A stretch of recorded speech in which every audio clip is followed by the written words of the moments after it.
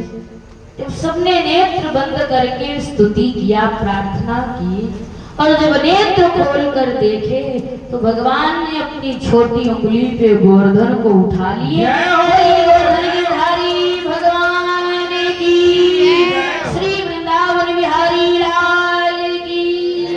गोवर्धन को उठा के प्रभु खड़े हैं। ब्रजवासियों अपने पुत्र पत्नी परिवार के साथ गोवर्धन के नीचे आकर आश्रित हो जाओ। प्यारे बंदर, मोर, गौए, बछड़े, ग्वाल, बाल आदि सब गोवर्धन पर्वत के नीचे पहुंच गए। पानी बरसता रहा लेकिन किसी को कोई नुकसान नहीं पहुंचा।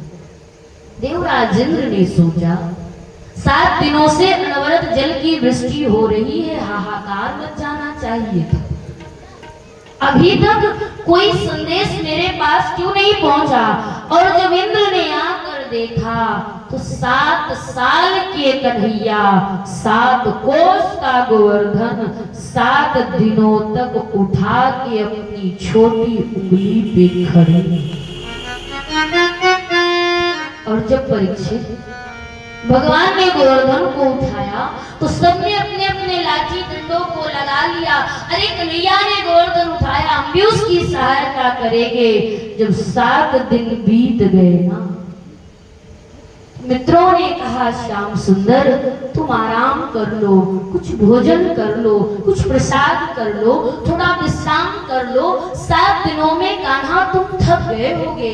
भगवान ने कहा मैं तो विश्राम करना चाहता हूँ, पर मैं जाऊंगा तो इस पहाड़ को कौन पकड़े? ग्वाल वालों ने कहा क्यों रे कन्हैया, ये गोवर्धन केवल तेरी उंगली पे अटका है, हमारे ये लाठी डंडे, हमारी सामर्थ्य सब व्यर्थ लगी हुई है।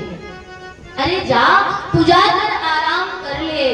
भगवान ने अपनी उंगली को जरा सी ढीली किया, चट चट करके लाठी डंडे जब टूटने लगे सब चिल्ला पड़े, पकड़ पकड़ कन्हैया तेरा भगवान भाग रहा है, भाग रहा है। भगवान ने पुनः धारण किया, क्या हो गया? कहा श्याम इसका अर्थ है कि हमारे लाठी डंडे व्यर्थ लगे हैं, कि हमारी ताकत व्यर्थ लगी है। कन्हैया ये पहाड़ केवल तेरी छोटी उंगली के माध्यम से टिका हुआ है। कन्हैया तुम भगवान हो। भगवान ने कहा अगर मैं भगवान होता तो ग्वालियों की डांट खाता, मैं भगवान होता तो मैया यशोदा के उखल में बन जाता, मैं भगवान होता तो चीर चुराता, मैं भगवान होता मटकियां फोड़ता, मैं भगवान होता माखन चुराता। क्या भगवान ऐसे कामों को करता है? ग्वाल वालों ने कहा अगर भगवान ये नहीं करता तो कोई बच्चा भी 7 कोस का पहाड़ उठा नहीं सकता। कन्हैया तुम सच बता दो। भगवान ने कहा नहीं, कछु माखन को बल बढ़ो, कछु गोपन को साथ, राधा जी की कृपा से गिरवर लियो उठा। जो माखन खाता था उसका बल कहाँ जाएगा? आप सबने जब पहाड़ को उठाया तो आप सबकी शक्ति को मैंने चुरा लिया। तभी भगवान के एक मित्र ने कहा वही तो मैं सोचूं, सुबह से हमको चक्कर क्यों आ रहा है? कहा हाँ वही तो बात है कि हमने तुम्हारी शक्तियों को चुरा लिया। कहा कन्हैया तू शक्ति भी चुराने लगा? कहा जो माखन चुरा सकता, जो चीर चुरा सकता, उसे शक्ति चुराने में कितनी देरी लगी? इंद्र ने आकर भगवान का वो दृश्य देखा।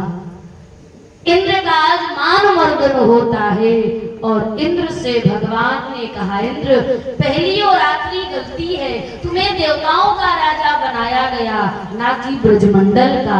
ये ब्रज मेरा घर है, अगर दोबारा तुमने कुदृष्टि डाली तो तुम्हारे प्राण अंत करने में भी मैं देर नहीं लगाऊंगा।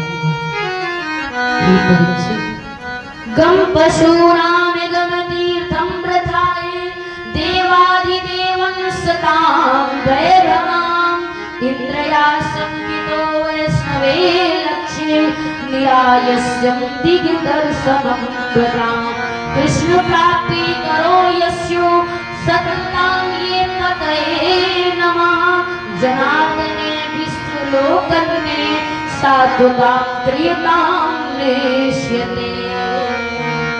इंद्र का मान मर्दन हुआ, इंद्र चले गए।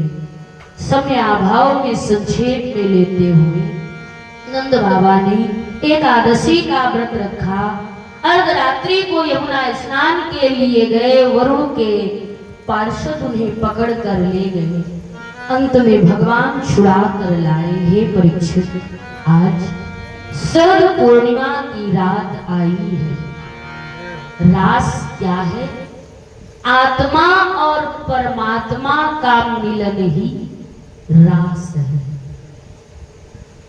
और भगवान ने विचार किया, अब गोकुल से जाने का मेरा समय आ रहा है। मुझे तो गोपियों की कामना को पूरी करना अति आवश्यक है। आज शरद पूर्णिमा की रात में श्याम सुंदर की बंसी का बजना हुआ। भगवान पिता रात्रि शरदोत्प्रफुल्लित मल्लिका वीक्षरन्तुं मनश्चक्रे योग माया मुपाश्रिता। शरद पूर्णिमा की रात में आज चंद्रदेव की किरणों से अमृत की वर्षा पृथ्वी पर हो रही है। हे परीक्षित, पृथ्वी पे जो दूर्वा नाम की घास है, उसके ऊपर ओस की बिंदुएं ऐसी चमक रही हैं मानो आज दूर्वा ने हीरे से अपना श्रृंगार किया हो। यमुना का जल आज लहरें देदीप्यमान हो रही है। हे परीक्षित, कदम के पुष्प सोने के समान ऐसा प्रतीत हो रहा है। कदम में साक्षात स्वर्ण के फूल खिल गए हैं। भगवान ने वो दृश्य देखा। सुगंधित शीतल हवा चल रही, बस बंसी को बजाए। श्याम सुंदर की बंसी का बजना हुआ। एक गोपी गऊ का दूध दूह रही थी। परीक्षित, परमात्मा की बंसी की आवाज कान में गई। दूध की बाल्टी गाय के पैरों के नीचे ही छोड़ करके वृंदावन भाग चली। एक गोपी श्रृंगार कर रही थी, आंखों में काजल, होठों पे लाली लगानी है, लेकिन परमात्मा की बंसी का बजना हुआ। परीक्षित, होठों की लाली, आंखों में काजल लगा लिया, काजल को होठों की लाली बनाकर वो भी भाग चली। एक गोपी रसोई में खीर बना रही थी, चीनी डालने को तैयार हुई। प्रभु की बंसी का बजना हुआ, चीनी की जगह नमक भर दिया, वो भी भाग चली। एक गोपी सास के पैर को दबा रही थी, भगवान की बंसी का बजना हुआ। बहू का हाथ सास के गले में पहुंच गया। सास ने कहा, क्यों रे मार डालेगी? सास की बात को न सुना करके वो भी भाग चली। एक गोपी वस्त्र धारण कर रही थी, प्रभु की बंसी का बजना हुआ। नीचे के वस्त्र ऊपर, ऊपर के वस्त्र नीचे धारण करके वो भी चल पड़ी। एक आभूषण पहन रही थी, परमात्मा की बंसी का बजना हुआ। गले का हार, पैरों में पायल बांध लिया, पायल को गले का हार बना के वो भी भाग चली। एक गोपी पति को भोजन कराने के लिए हाथ धुला रही थी, भगवान की बंसी बजी, लोटे को जमीन पे पटका, वो भी भाग चली। एक गोपी अपने नवजात बच्चे को दूध पान करा रही थी, परमात्मा की बंसी बजी। 1 महीने से कम बच्चे को जमीन पर रखा, वो भी भाग चली। एक गोपी परीक्षित घर से जाने को तैयार हुई। सास और पति ने हाथ लगा दिया, नहीं, यदि तुम जाती हो तो लौट के इस घर में तुम्हारा प्रवेश नहीं होगा। गोपी ने घर में प्राण को त्याग दिया, शरीर घर में पड़ा है, आत्मा ने जाके परमात्मा से मिलन किया।